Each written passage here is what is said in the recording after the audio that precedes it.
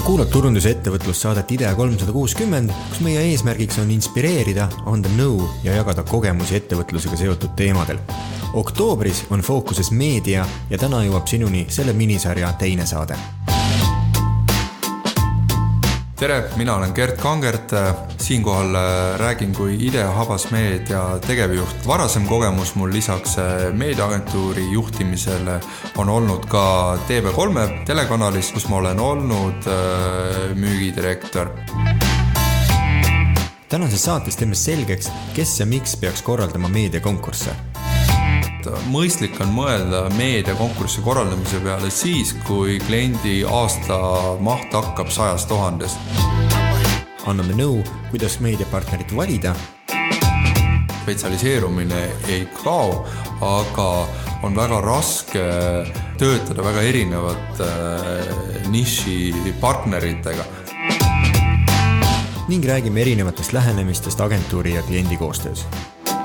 Me ei oleks nende jaoks ainult Exceli põhjal ettevalmistatud meediapindade ostja, vaid me ikkagi lähtuks sellest, et kas need valikud, mida me oleme eelmisel kvartalil kasutanud, on toonud meile need tulemused, mida me oleme endale püstitanud. Värske IDEA 360 jõuab sinuni igal teisipäeval. Kui oled meie podcasti tellija, siis saade jõuab sinuni automaatselt. Kui veel ei ole tellija, siis leiad meid Apple Podcast, Google Podcast platvormidelt, samuti rakendustest, mida oled harjunud podcastide kuulamiseks kasutama. Saate toob sinuni turundus- ja kommunikatsiooniagentuur IDEA. Minu nimi on Kuldar Kullassepp.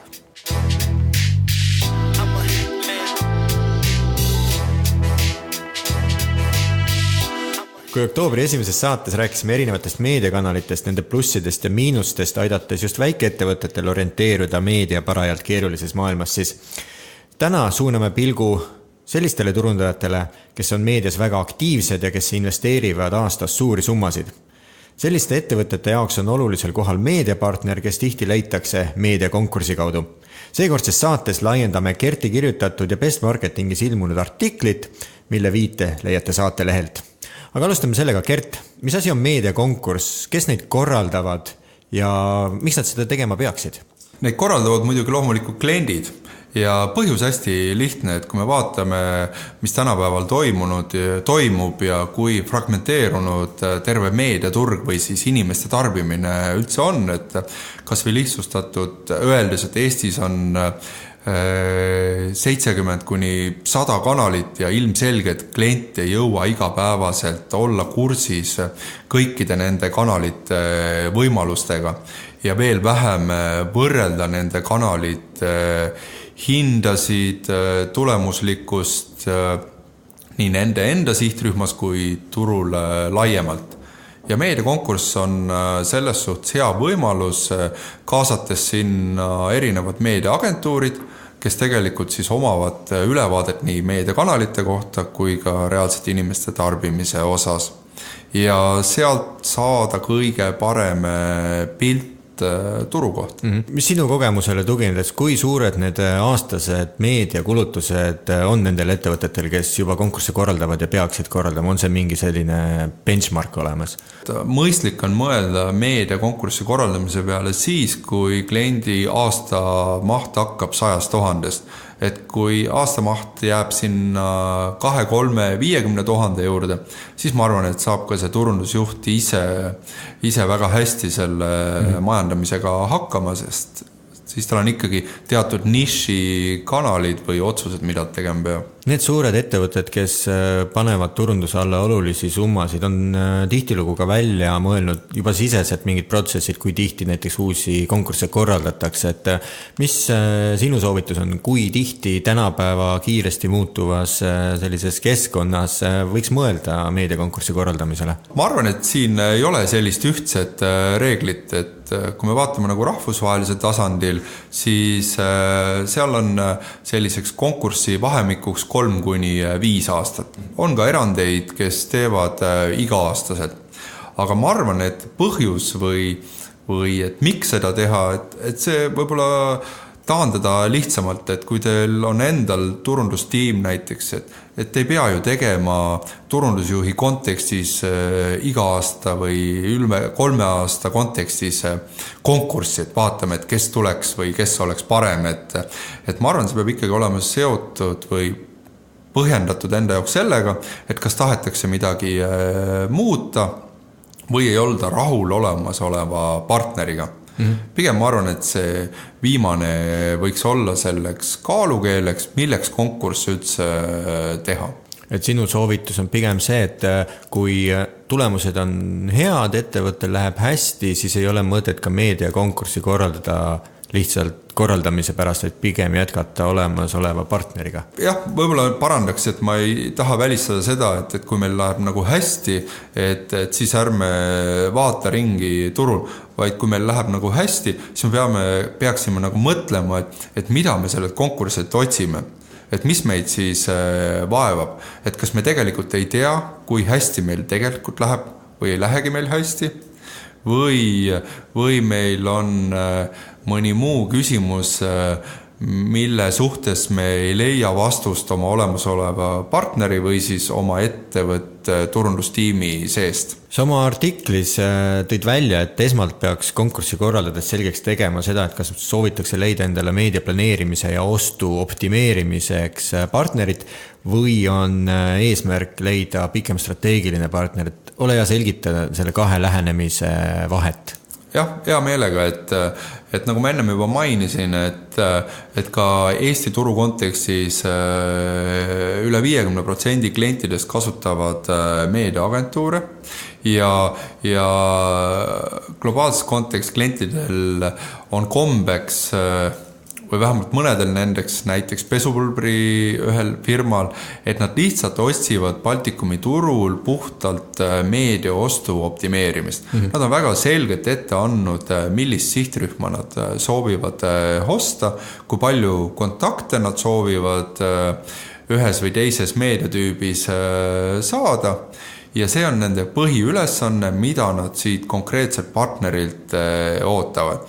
Ja peale konkurssi valitakse parima hinnaga pakutav agentuur välja ja temaga tehakse aasta 2-3 koostööd. Ja täpselt ainult selle konkreetse raames, selle briefi või püstetatud ülesande raames. Just, ja nad jälgivad väga täpselt, et agentuur ei läheks ka selles püstitatud raamidest välja, ehk ei muudetaks kanaleid, ei muudetaks sihtrühmasid, ei oodata otsest initsiatiivi muudatuste jaoks. Aga kui me nüüd räägime sellisest pikaajalisemast strateegilisemast partnerlusest, siis see initsiatiivi ootus ilmselt nagu muutub või peaks kliendil muutuma, et variant on ka see tõesti just, et tasuks ju oodata mõnes mõttes nagu agentuuri poolset proaktiivsust. Ja ma arvan ka tegelikult agentuurid pigem soovivad rohkem selliste klientidega tööd teha, kes tegelikult annavad selle võimaluse meie kompetentsist lähtuvad ideid ka klientidele soovitada ja et me saaksime kaasa rääkida, et me ei oleks nende jaoks ainult Exceli põhjal ettevalmistatud meediapindade ostja, vaid me ikkagi lähtuks sellest, et kas need valikud, mida me oleme eelmisel kuul, eelmisel kvartalil kasutanud, on toonud meile need tulemused, mida me oleme endale püstitanud. Et ma jääksin nagu sassi 2 eesmärki, et meedia ost, kerbid või CPM-id on ju tegelikult taktikalised vahendid saavutamaks kliendi üldeesmärki, et mis võib olla siis kas suurem müük või brändi eelistuse kasvatamine või mõni muu veel tema poolt püstitatud KPI. Et võib-olla ma tooks siia välja, et me artiklile tuli üks kommentaar, et siin tekitab nagu küsitavus see, et kui agentuur teeb strateegia, ostab, planeerib ja pärast ise mõõdab. Nagu ma eelnevalt ütlesin, on see tegelikult taktikaline käik saavutamaks kliendi eesmärk. Ehk klient peab tegelikult teadma, mida ta tahab, mida ta mõjutada tahab ja hiljem kampaania lõpus ta peab seda mõõdikut mõõtma.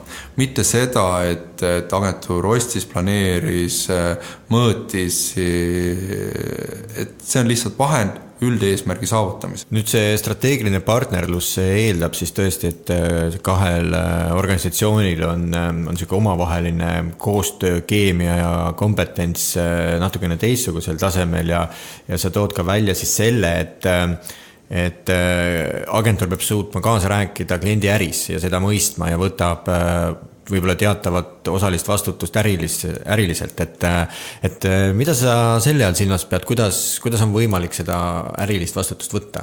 Selles suhtes seda on lihtsam öelda ja raskem teha, aga tegelikult järjest rohkem on kliente, kes on rohkem avatud ka agentuure kaasama, et meil oli on kogemus olnud ühe hea finantskliendiga, kes tegelikult ütles meile, et mul ei ole vaja lihtsalt reklaamblinda online meedias või reklaamklippi teles, vaid mul on vaja kasvatada hoiustajate mahtu. Ja me alustasime sellest otsast, et mitte, et kui palju ja mida osta talle, vaid seda, et mida on eelnevad kampaaniad toonud, kes on tema hoiustajate segmendid, kes tulid lihtsalt kampaania põhiselt korraks, kes on tegelikult olnud pikaajaliselt, kui palju nad on summaliselt hoiustanud ja kõik see pool. Ja sealt me hakkasime alles edasi liikuma kanalite valikute poole ja me saime kliendile anda soovituse, et sellise investeeringu puhul me võiksime eeldada, et nii palju hoiustajaid ja selliste rahaliste mahtudega võiks juurde tulla.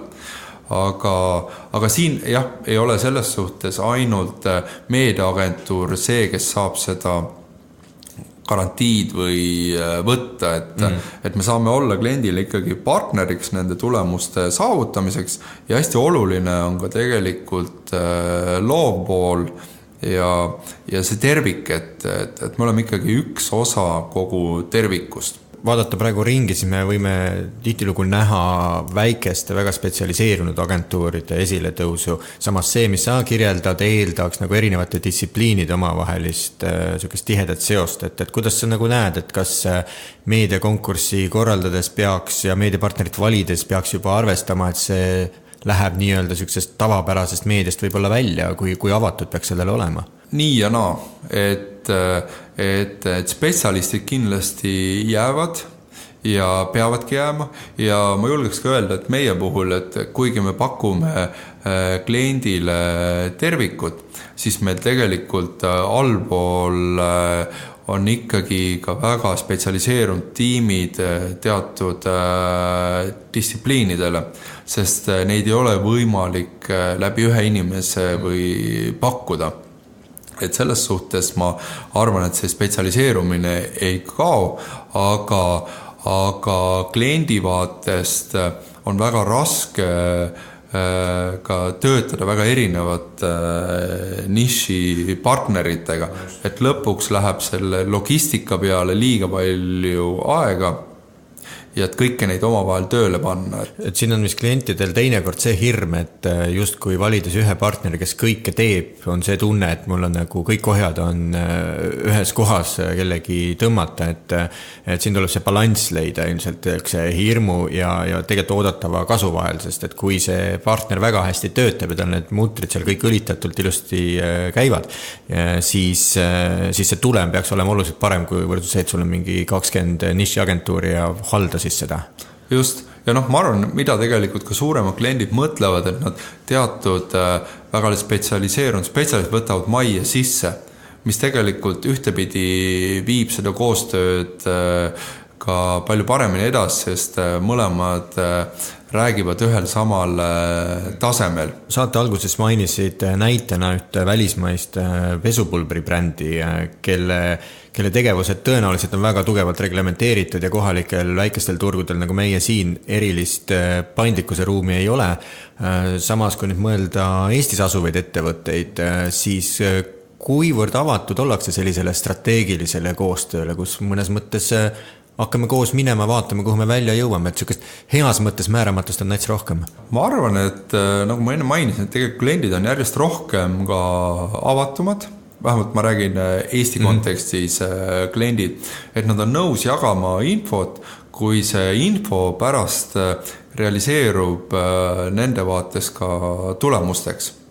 Ja teine kontekst on ka see, et kui me saame selle info kätte, teeme ära ja me ei näe sealt tegelikult, et sellel infol või selle tegemisel ei olnud nii suurt mõju, siis ta on ikkagi meile ühes vaates ka vastus, mis aitab meil proovida järgmiseid asju. Et ma julgeksin ikkagi soovitada seda lihtsalt põhimõtet, et 80% rahast või tegevustest suuna kindlatele asjadele, mille tulemustes sa oled enam-vähem kindel. Ja 20 jäta alati testimiseks, et otsida neid niše ja võimalusi muuta asju paremaks. Ja kui me sellest strateegilisest koostööst veel räägime, siis siin on ka oluline siis see ajaline vaade, et kui me siin katsetame ja me siin proovime uusi meetodeid ja töötame erinevate andmetega mingitel ajahetkedel, et mille põhjal otsuseid teha, milliseid tegevusi ellu viia, et siis see tegevuse aeg ei saa ka olla liiga lühike, et ikkagi selline paariaastane see koostöö peaks kindlasti, et see võiks olla 3, 4, 5 aastane, et kui meil partner on lihtsalt meediaostu optimeerimine, et klient saaks ülevaate, et mis kanalites toimub, mis on turul kõige paremad hinnad, siis sellise partnerluse kohal võid sa töötada 1 aasta piires. Mõlemal pool on väga selged eesmärgid. Üks tahab parimat hinda, teine peab selle võimalikult efektiivsel viisil temani toimetama. Aga strateegilise puhul jah kindlasti, et kui koos seatakse eesmärgid, siis koos peatakse ka õppima vigadest ja tulevikus muutma need vead plussideks. Kui nüüd püüda eeldev kõik kokku võtta, siin oli päris palju erinevaid nüansse ja mõelda veel korra selle konkursi peale, et millist nõu sa annad konkursi korraldamisel just nende hindamiskriteeriumite sättimisel, sest et kui see konkurss tuleb selline, kus otsitakse strateegilisi partnereid, seal hakkavad rolli mängima mingid loovlahenduse komponendid võib-olla ja kommunikatsiooni komponendidki näiteks, miks mitte PR, siis kuidas sa hindad ja kuidas sa võrdled selliseid pakkumisi lõpuks? Et nagu ma ütlesin, esimese puhul on see võrdlus hästi lihtne ja ratsionaalne. Meil on number ees, me teame ise väga täpselt, mida me tahame, seal on ta lihtne. Selleks ei ole vaja isegi kliendil ja agentuuril kohtuda. Aga nüüd teise puhul, et ma ütleks, et siin ikkagi mängivad rohkem rolli pehmemad väärtused ja siis kindlasti ka kogemus. Et ma võib-olla võrdsustaksin teda enda inimeste värbamisega, et kui ettevõte mõtleb, et mis tüüpi inimesi ta endale tööle võtab või mida ta organisatsiooni tahab, siis see välispartner peaks olema nende samade põhimõtete järgi. Ehk ta peaks olema osa organisatsioonist, et ta ei saa olla lihtsalt välispartner, keda me korra kasutame 2 või 3 aasta jooksul.